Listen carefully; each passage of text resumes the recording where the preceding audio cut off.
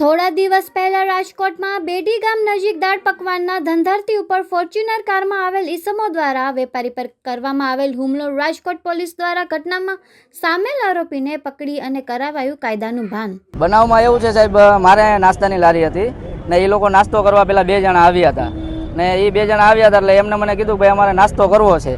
એટલે મેં કીધું ભાઈ 10-15 મિનિટની વાર લાગશે, તમે ઘડીક બેસો, બરોબર, મારે બીજા જૂના ગ્રાહક છે એમને હું આપીને તમને આપું. એટલે એ લોકો બેઠા નહીં કે એ ગ્રાહક ભલે બેઠા કે પહેલાં અમને આપી દો, આવી રીતે કહીને મારી યારે માથાકૂટ કરવા લાગ્યા અને ગાળો બોલવા લાગ્યા. તે પછી એમને અન્ય શખ્સોને ફોન કર્યો.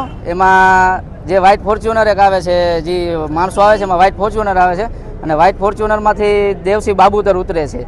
દેવસિંહ બાબુતર ઉતરે છે અને એના ભેગા બે જણા બીજા હોય છે ને દેવસિંહ બાબુતર ગાડીમાંથી પાઇપ કાઢી અને એ શ્યામ બાબુતર અને કિશન સરસિયા ત્રણેય પાઇપ કાઢીને લોખંડના પાઇપ વડે મને અને મારા મિત્રને જે મારી સાથે કામ કરે છે એમને બંનેને મારવા લાગ્યા, ઢોર મારવા લાગ્યા.